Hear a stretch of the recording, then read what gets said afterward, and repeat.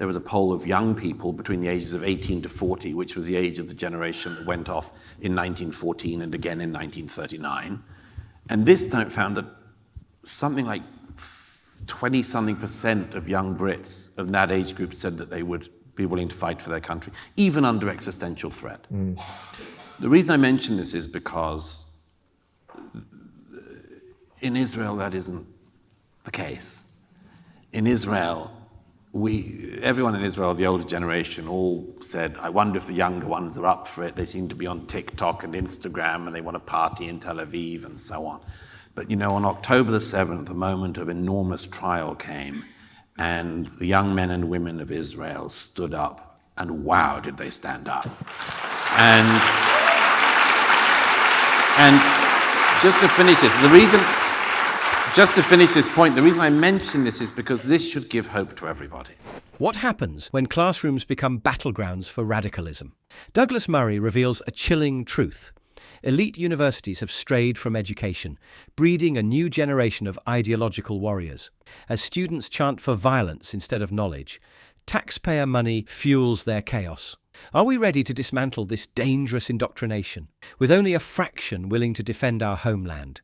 Can we rise to the challenges ahead and reclaim our values? In terms of those college protests, which you write about in the book, one thing I'm curious about is we saw so many of them last year, and we see so few of them right now. What happened? Why is that? It's, I do write about the student protests because it's very important. At the same time, I think it's important not to overstate. At the same time, you can't overstate and you shouldn't understate it. But these are elite institutions that turn out to be the most rotten. And this is a very big challenge for all of us and the rest of the West.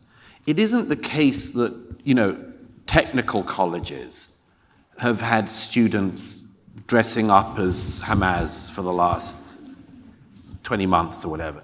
It isn't the case that in good community colleges,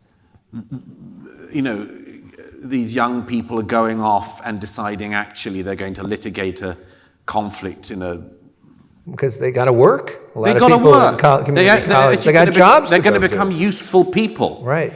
And it's a problem we have in all of our countries in the West at the moment with elite institutions.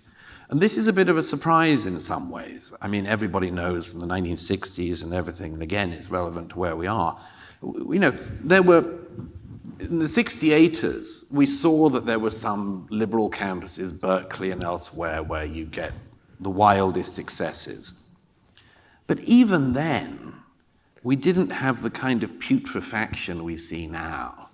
I mean, in 1968, it was still not cool to actually call for genocide on campus. It was still not the done thing in 1968 to chase Jewish students across campus shouting, "Go back to Poland," or say, "I hope that Hamas gets you next," which is what's happening at Columbia and Yale and Princeton the other week. In an era where our elite colleges resemble ideological war zones, isn't it shocking that calls for violence echo through lecture halls? Douglas Murray highlights the grim transformation. While the 60s brought activism for rights, today's students chant threats. Fear not, average taxpayer. The statistics show that 40% of professors self-censor. Where's the academic freedom when ideas are silenced and chaos reigns? Another terrorist was killed. The students start chanting "Glory to our martyrs." Who is our exactly in that case? Yeah. The martyrs of Princeton? Yeah.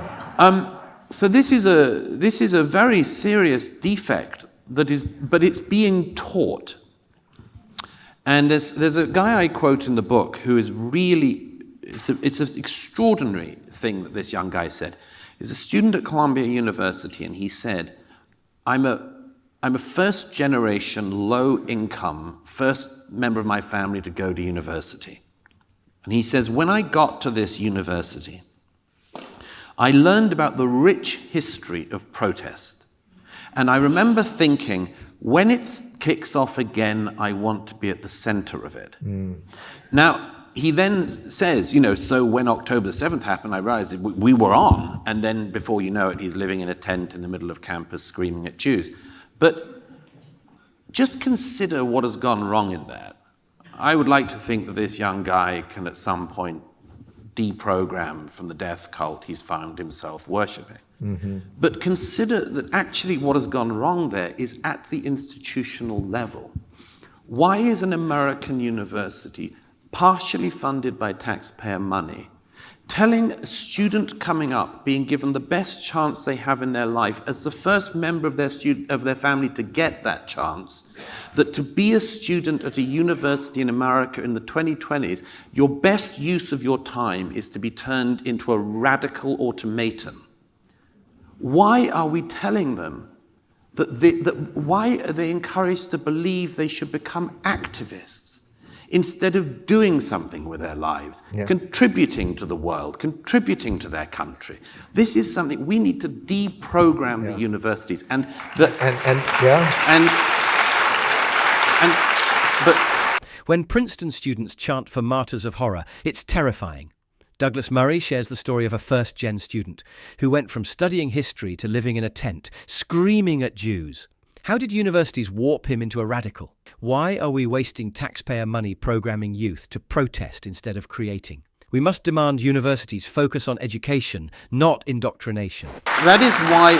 And not only activists, but activists for a different country, not even dealing with issues around the university. I mean, it's amazing that some kid who's, just got to an Ivy League suddenly seems to think they're an expert in urban warfare in a far-off continent. But this is something that needs to be tackled. My own belief is that what the Trump administration has been doing is absolutely right, and I'd like to see them do more.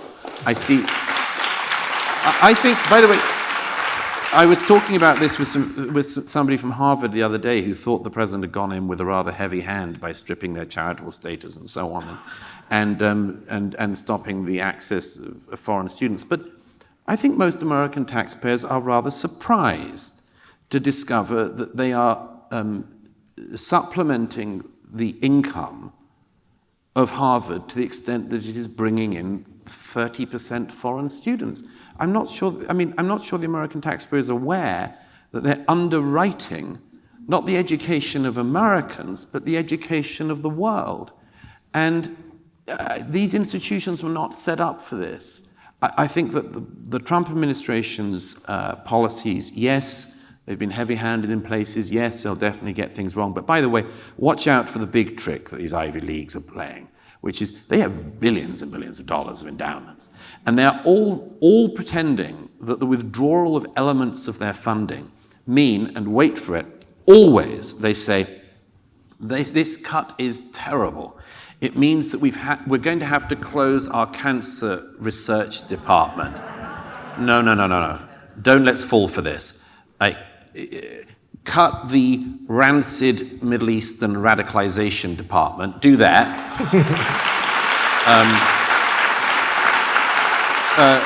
College students fresh from Ivy League suddenly fancy themselves experts in foreign conflicts.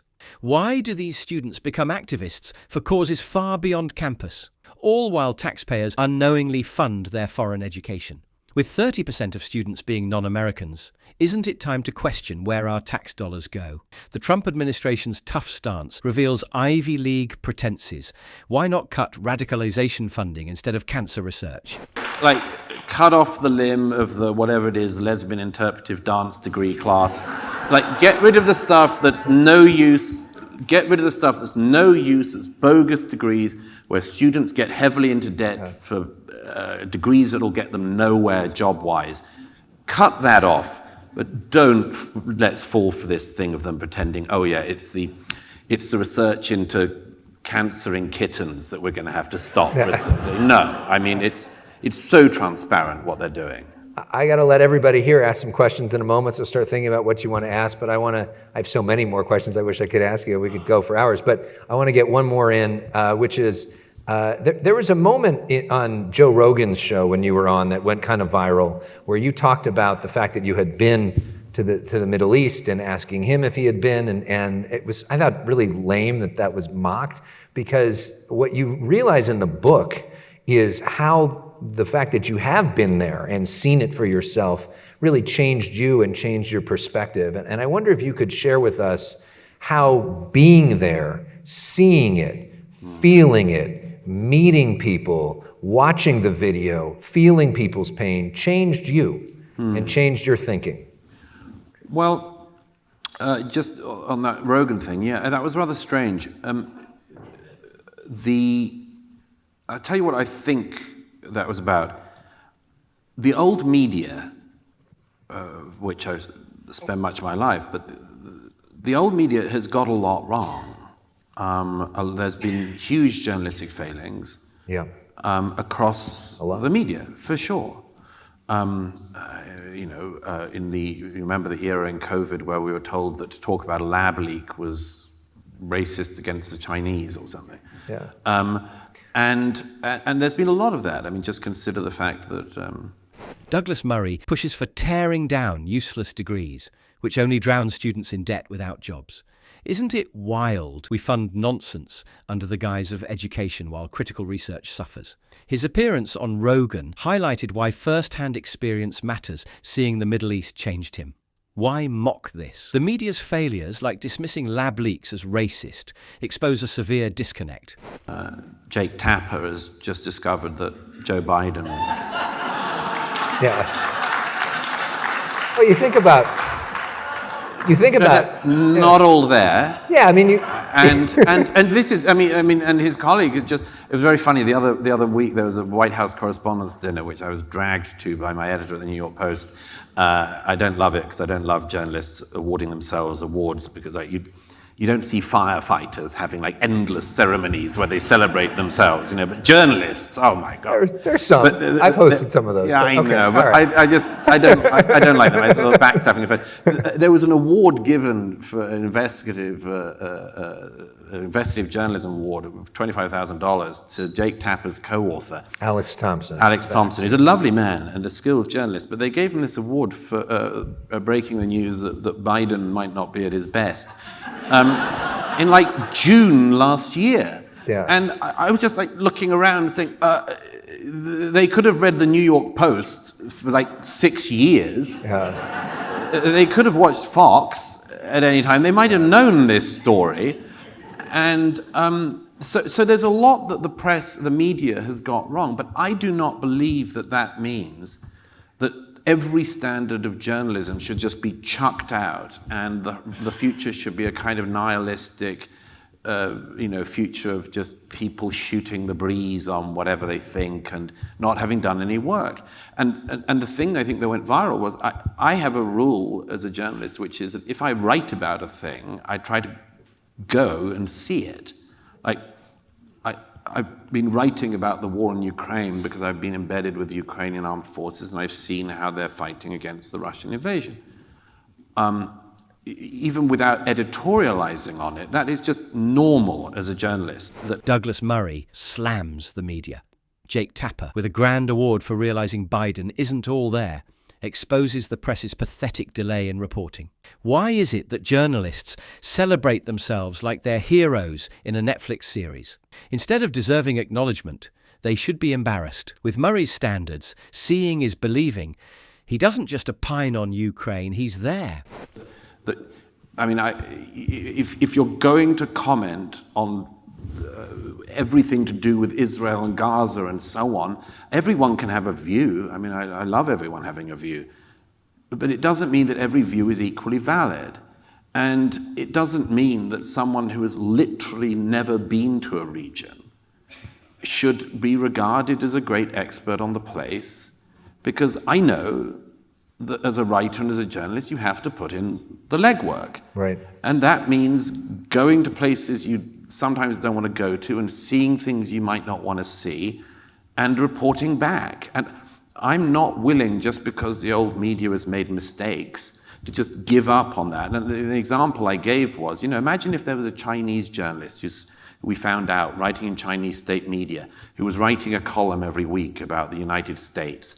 And seemed to be under the impression that the situation of black Americans in the United States in the 2020s was a situation of black Americans in the 1790s. And let's say that journalist still believed, I don't know, that we had slavery in America and so on. And let's pretend that that journalist turned out not to speak English and had never been to America. I think we would think the analysis of that particular person was not to be listened to. Yeah.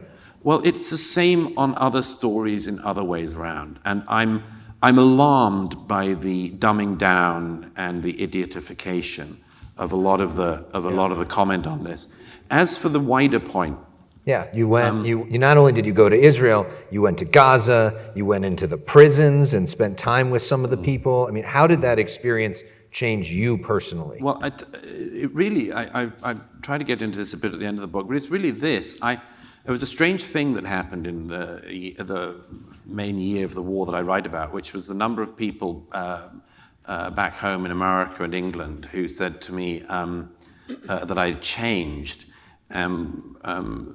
Views on Israel and Gaza aren't all equal. Why should an armchair critic who's never visited be deemed an expert? Yet, this is what happens in today's journalism, where lazy opinions drown out real reporting. Imagine a clueless Chinese journalist opining on Black America without ever visiting. We'd laugh it off. When will we demand deeper, honest insights rather than recycled sound bites? The main observation I had, the people said I'd lost some of my natural pessimism. You're more optimistic from going there. And I'll tell you why. It's because there's a question that I suspect many of you have thought about all my life, which is, I grew up with grandparents who'd been in the war, and I grew up with those generations, the people left over from the greatest generation, and like every family in my country of birth, we all had, people we'd lost in the family and stories of those days, and of what civilians have gone through in the Blitz in London and much more. And there's always been this question in my life, which was, I suspect the question many of you have had, which is, if we faced something like our forebears faced, would we be up to the challenge? And it's a very deep question to ponder on. It's a good one to hold yourself to. And there have been polls in recent years which have worried me enormously. There was one after the invasion of Ukraine that found that it asked American voters, American public, if America was invaded, would you fight for the country or flee? And it was only just a majority of people who said that they would stay and fight. Without making a partisan point, I'm simply repeating the findings of the poll. It was a minority of Democrats who said they would stay and fight, and a majority, but only just, of Republicans. I think you know the crowd here. Assuming the rest presumably would flee to Canada. But I found that very worrying. At the same time, one has to remember polls are polls. Nobody knows, as I mentioned earlier, nobody knows really how you'd behave until something happened. But it was very telling. In the UK earlier this year, Douglas Murray reflects on optimism amid darkness, influenced by his war hero grandparents. He wonders if faced with today's challenges, would we rise to the occasion? Polls reveal a worrying trend. When asked if they'd fight for America in an invasion, only a slim majority said yes, revealing a split between Republicans and Democrats. Is it fair to expect bravery in an era where many would choose to flee? There was a poll of young people between the ages of 18 to 40, which was the age of the generation that went off in 1914 and again in 1939. And this time found that something like 20-something% of young Brits of that age group said that they would be willing to fight for their country, even under existential threat. The reason I mention this is because in Israel, that isn't the case. In Israel, everyone in Israel, the older generation, all said, I wonder if the younger ones are up for it. They seem to be on TikTok and Instagram, and they want to party in Tel Aviv and so on. But on October the 7th, a moment of enormous trial came, and the young men and women of Israel stood up, and wow, did they stand up. And just to finish it, just to finish this point, the reason I mention this is because this should give hope to everybody. It can be the case that if you educate people well, if you bring them up with a real and deep love of their country, of their faith, of their family, their tradition, if you bring them up with all of that, then if they do get tested as our forebears were, then they could step up too. Yeah. But this to me is the answer to it. And I'll just finish by saying that to me has been, and I say this at the end of the book, that has been the biggest realization I've had, is that the death cults say, we love death even more than you love life. And the answer to that is, we do not apologize for cherishing life. We will not apologize for loving life. In fact, it's why we'll win. Yeah.